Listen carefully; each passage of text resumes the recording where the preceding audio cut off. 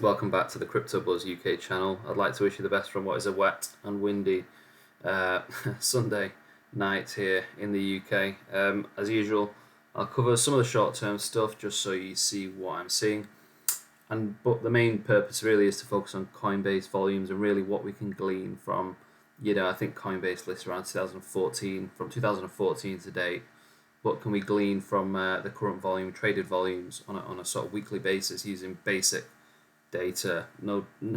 Nothing fancy in this analysis, but hopefully it should give you perspective on the current price moves, if you like, over the last week or so. Before I get into it, if you do like the content and you find it valuable or interesting, please like and subscribe. So I'll kick off with our chart that we did or created on our last video. The whole purpose of this chart was really to line out some key levels. In terms of what we're seeing on the very short term action, I'll just take it down to the 2 hour. You can see here that traders are of the view that this can be deemed to be somewhat of an inverse head and shoulders, with a neckline. Oh, where are we? Head and shoulders. Where could we be? Blimey, there we go. We'll be here. Head and shoulders. So really, it's this sort of scenario where there is, as you can see, a pretty nice upside target. Let me just click that there. And obviously, if I was to do a measured move on this, we would look at something like here, which a measured move to about $36,000. If it does play out, it may well take time. I suspect there will be areas of resistance along the way. But anyway, that's clearly what traders are believing. That clearly is the sentiment. Obviously, from a market maker's point of view, a lot of this rally may well be fueled by a liquidation of shorts at various levels. But either way, it's one to watch, keep an eye on. As I said, from our perspective, we are short-term bullish, as I mentioned on my last video. Short-term bullish, what we're talking 1 to 3 weeks, maybe into early June.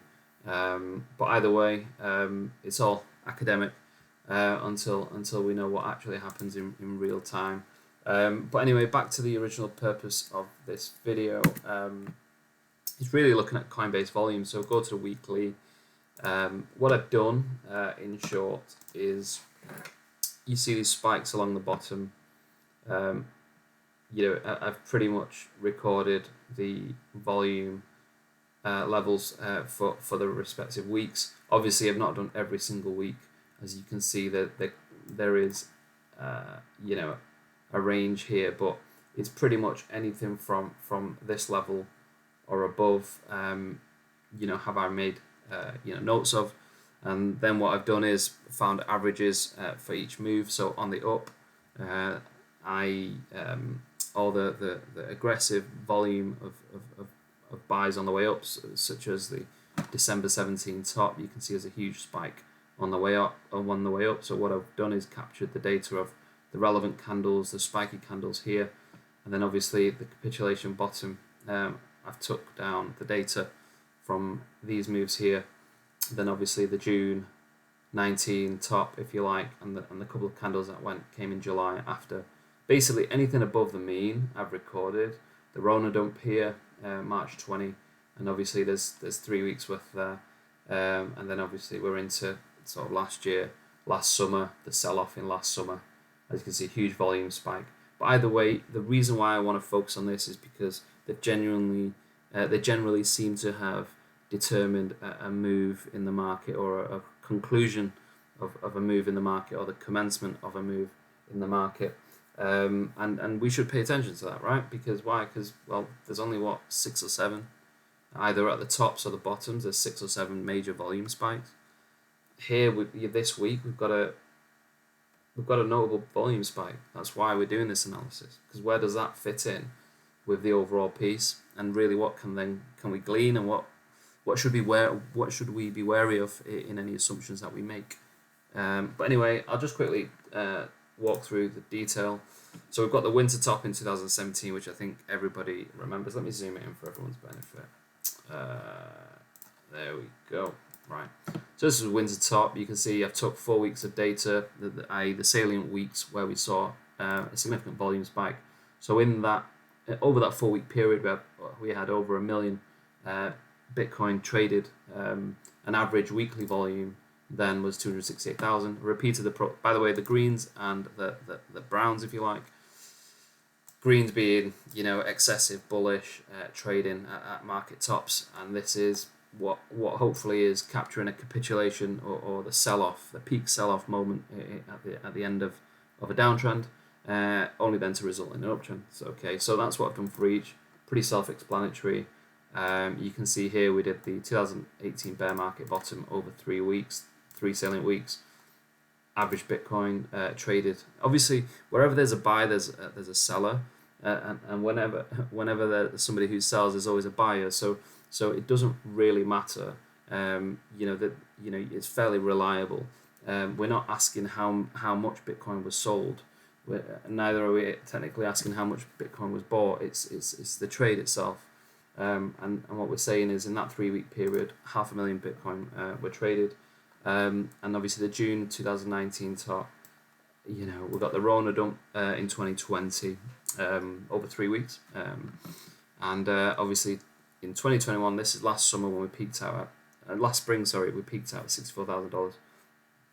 You can see that we've took quite a number of weeks here because the sentiment, if I remember rightly, was fairly plain and strong.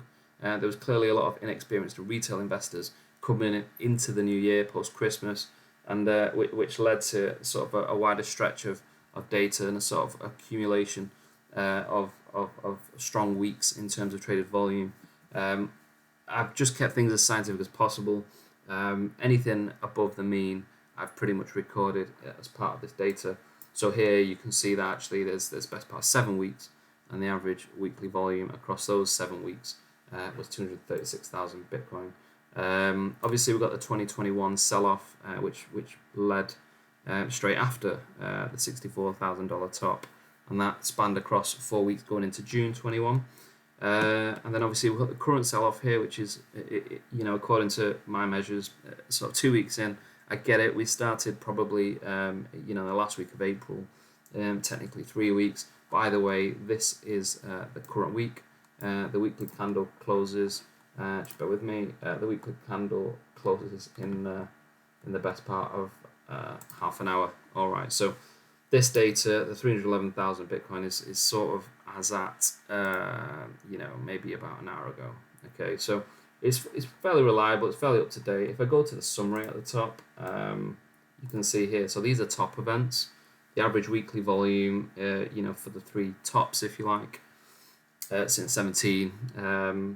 The average of the averages is 240,000 Bitcoin traded on Coinbase. And the bottom events, you can see that there's 4. There's always been something almost every year. 2017, 18, then 19, 20. It's the ebbs and flows of the market. It's actually quite fun to watch. But as you can see here, we've got 4 instances of bottom events. And obviously this 2022 current sell-off, as you can see here, the overall move is still in play. So in theory, we could have next week of unusually high volume, and the following week potentially unusually high volume. I do actually think the volume settles, as sentiment sort of returns to the mean. But let's not get into that for now. Keep it as tight as we can. And if I was to plot these out on a basic bar chart, you can see that actually we're effectively mirroring last year's summer sell-off in terms of the average weekly volume based on the weekly average, comprising of a number of weeks for each event. The Rona dump was, clearly, all right, fine, a black swan event, but you can see actually pound for pound the volume was higher. And then finally the 2018 bear market bottom, there's arguments here that actually the volume over the period, i.e. the 12 months for which it was in a downtrend, could effectively outweigh these shorter spells of downdrafts, if you like, on quick capitulation volumes. So we won't get into that, but as I said, it's just to summarize what I know. There's commentators out there saying that there's a volume spike, There's a volume spike in March 2020. But here we're looking at the relative comparison between the top events and the bottom events. But ultimately, we know between the top events and bottom events, there's actually technically nothing different about them. We're talking about volumes traded on just one exchange out of God knows 10 dozen top exchanges. The reason why I picked Coinbase, just so you know, is that it's the go-to exchange for top buyers. I mean it with the greatest respect, but inexperienced investors who enter the space late, who buy the top. I mean, we say retail, but in reality, most of us are retail. We're not institutional funds. We're not family offices. We're not hedge funds in our bedrooms. So effectively, it's that a typical retail, individual who will the go-to exchange is Coinbase, which is probably why we see consistency in Coinbase on capitulation, bottoms, as well as obviously top buying, at the peak of rallies. So no offense to those guys, we've all been there, I think. But the point is, in terms of all I did look at Binance, looked at OKX, I looked at various exchanges, and the most consistent one as far as clear volume spikes was Coinbase. Okay, and institutional grade custody in Coinbase as well. So we know that from an institutional point of view, Coinbase is not unattractive. There's actually pretty decent, if you like, systems and processes in place and custody options available to pretty heavy corporates who want to add Bitcoin to their balance sheets. So either way, it's in my mind the most reliable exchange. In terms of approach to attacking the data, I've pretty much took out the ones well above the mean, and obviously we've got the moving average here. That hasn't factored into the play on the data collecting and data analysis. But as you can see here, the main message is this week is still in play, and as far as it goes, we're on par with last summer. In terms of ranking it, so I thought, okay, fine, that's the weekly data. Well, let's rank it. Let's see where this week, last the current downtrend or the current. We're on 6 weeks, of red weekly candles. It's been a long time since we've done that, so you'd assume we've accumulated a lot of trading volume on this downtrend. But anyway, this is where we are on a ranking basis between all the weeks. As you can see, the Rona dump had the highest weekly volume. The second one was summer last year, which was the sell-off. Obviously, once again, we've got the lows and the highs, a top event or bottom event. But so May last year, pretty much this week last year, we had huge volume on the downside. And the week after that was the effectively 2017 top, 336,000 Bitcoin. And then obviously Rona dump again, so this is the week after the first week. It gives you an indication of the seismic kind of volume, if you like, that shot through exchanges at the time, which is why there is credence to say it was a black swan event, but in theory it was due for a retest of those levels anyway. But anyway, the point is 2 out of the top 4 effectively were March 2020. And then it's the current week, which is interesting because, on the one hand, there's so much bias, if you like, it seems, of extremes in that, we've got the bulls saying that, the bottom is in, look at Coinbase volume, look at the buyers have defended from 25,000, we're currently at 31. Granted, it is a big move. Fine, the bulls will always be bulls, and that's great. But equally, you've got bears who are so convinced that we're going to $12,000, $14,000, and obviously $20,000, and then even between $20,000 and $24,000. It's like you can't be 100% on this, because I'm telling you, like, to discard fully each other's position is daft. Why? Because this list here tells me that this week and last week, where we've had a high level of selling and clear fear and panic and anger in the markets, this list is telling us this is on par with where markets concern. So if I was truly bearish, 100%, that was my bias, I think I'd be silly to discard this data. Like, actually, this should make me question am I missing something, with my bearish thesis? Or alternative, if you were super bullish, and that's all you relied on, well, actually, are there macro fundamental factors at play, such as the Nasdaq's down 25%? Does it ordinarily come down 25% and then turn? Or is there more downside to come? Well, what is the Fed's appetite to pivot? Each answer to those questions will dictate the direction, or the general direction, that both crypto and obviously the standard US equities will head. Okay, so there's complex questions on each side, but volume is quite an important observation in my view, because this week's volume, as you can see, I say this week, but like the volume, is on par with, the March 2020 lows, and it's on par with the peak of 2017. All right. So I hope that's clear. I could take it a lot further, but I won't, because, well, I think you get the message. But in terms of where we are now, I've had a couple of questions, by the way, on this this current candle. Is it bullish or bearish? It's actually quite bullish. I'll zoom it in. This candle is quite bullish. As the bulls say, this level, anywhere below 30k, has been heavily defended. All right, it's took the guys a week, but they've defended it. At this point, there's more buyers than sellers, clearly, as price is being bought up. That's the first thing. The second thing, I do think it's accelerated somewhat by shorts being liquidated and progressively being liquidated. Maybe another video I'll go through liquidation volumes, which is actually quite interesting. But in terms of why we're probably going to close the candle in 25 minutes around this level, first off, I'll just say the key level that we need to get above is 31,788. So if we go to this candle here on the close, it's 31,788. So so we really do need to get above. If I go to horizontal ray, we do need to get above that level. Cancel that. What is it doing? Make it skinny.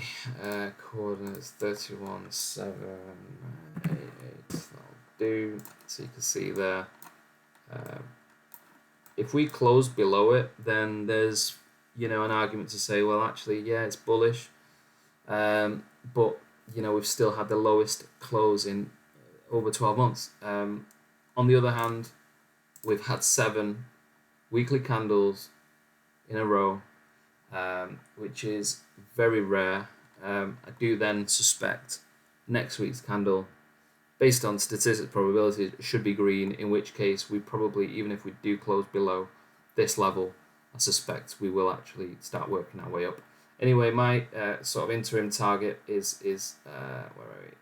between 35 and 36,000. I do think this cluster here offers quite a lot of resistance. As you would expect. There's it's pretty standard stuff.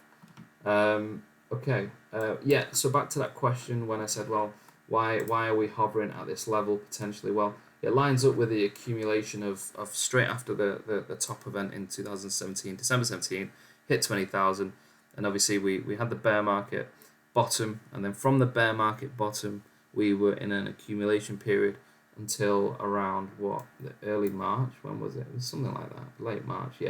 So this period here, this is actually this range here from December 18 and March 19, before we actually broke up and started moving quite parabolically, if you like, in a short period of time.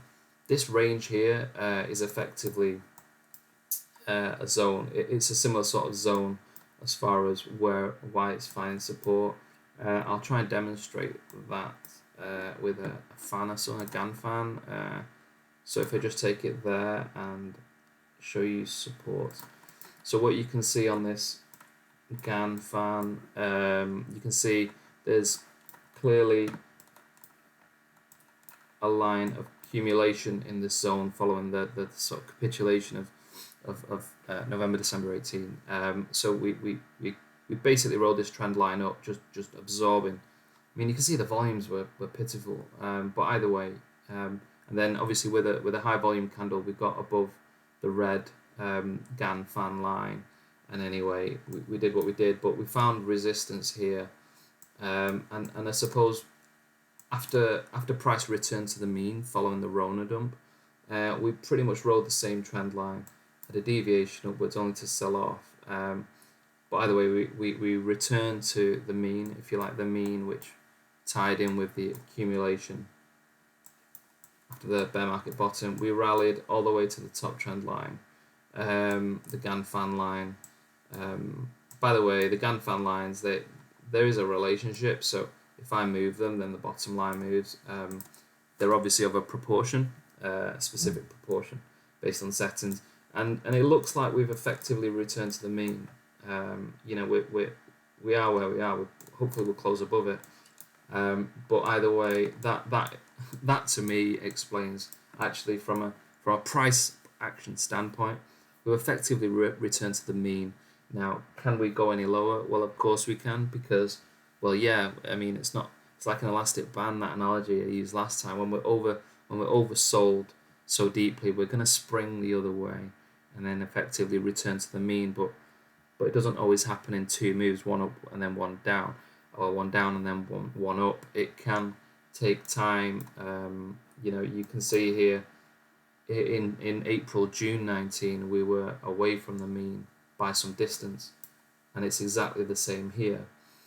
You know, in the run up of you know, late 20 to 21, then obviously the March April top, you can see here we were so far away from the mean being the green line.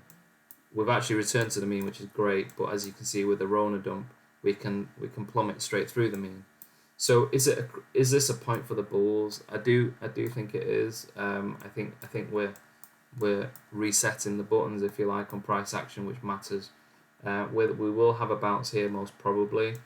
You know, it lines up with what we've been saying for a period of time now.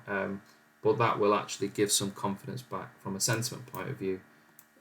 Not to say everyone's going to go crazy bullish, because I suspect there'll be a lot of disbelief.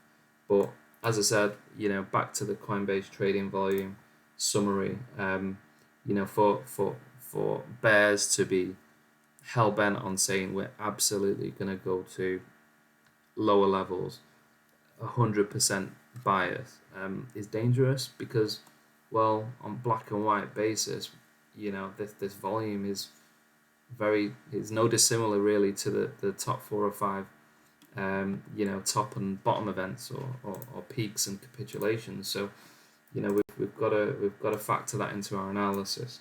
But anyway, the main points I would say to summarize, guys, is that this is an analysis of just one exchange. Okay, it's the go-to exchange, which is why I based it on. To get a full picture, you know, I'm sure there's providers out there for on-chain like Glassnode and a few others, but Glassnode being probably the market leader. That should give you a better idea on you know, on a global basis, that the volumes traded. I've used Coinbase for the reasons I mentioned, but as I mentioned before, anyone telling you 100% we're going to ridiculously low levels should be questioned. You know, bias. If you're hell bent on your bias, there's a very good chance in the long shot you're going to lose money. The only exception I would draw your attention to in terms of this analysis is, you know, where effectively we've printed high volume where there's trend continuation. I think, what date was it? I think it's like it's February 18. Let me zoom in for you guys. So yeah, let me just get a vertical line. It's this. So you can see from the core data, you know, I've pretty much pulled out the tops and bottoms, but the one outlier was actually this, where actually we're sort of mid-trend, so we're neither at the top and neither have we capitulated. So this, I'll move it across so you can see the candle, but you can see this candle had huge volumes underneath it, or was supported by huge volumes, whether buying or selling, it doesn't matter. But this was the one candle which was where we still had trend continuation. So even though this candle does look like a capitulation candle by all intents and purposes, or it could be assumed the same as that, there's a possibility, and as I said, it's an outlier currently because the sample's so small, but there's a possibility we can still. It's not impossible. It really, for the credit of the bears, really, it's not impossible that we do have a downtrend continuation on what is effectively a downtrend over what? Gosh, blimey. It's been over 6 months now. 6 month downtrend. Could we have downtrend continuation? Yeah, it's possible. Because why? Because we've got one outlier. But basically, on the facts, there is just one outlier. I just thought I'd share that with you because I don't want to be creating or contributing to a misguided bias. I'll rather give you the complete picture. But yeah, I'm not going to go into it further. I think the candle's going to close in 15 minutes. It's no big deal. I thought we'd close above it. If I go to the chart that we've been looking at for a couple of weeks now, you can see in the falling pizza, which is a bullish pattern. As I said, I think we're going to close above the trend line. I'm not saying, as I said, like I knew, like no one really knows, but I just thought based on what we've seen in the past, it's most likely. So we're probably gonna. I mean, I hate doing this because there's so much margin for error, but I do think we actually go back to test the trend line and then effectively move down, but then actually get rebought back up and move forward going into 2023. It's anyone's guess if we do or we don't, but I don't think that is too unusual based on Bitcoin's past. We had a massive deviation here. In many ways, why can't we just do the same thing? I don't think will it be September? God knows. Do we care? Not really. But the point is, I do think we're in this formation, and this will take months to play out. Okay, which is why I'm short-term bullish, medium-term bearish, long-term insanely bullish. Anyway, have a good morning, afternoon, evening, wherever you are, and yeah, I'm sure I'll catch up on the next video. Cheers, guys.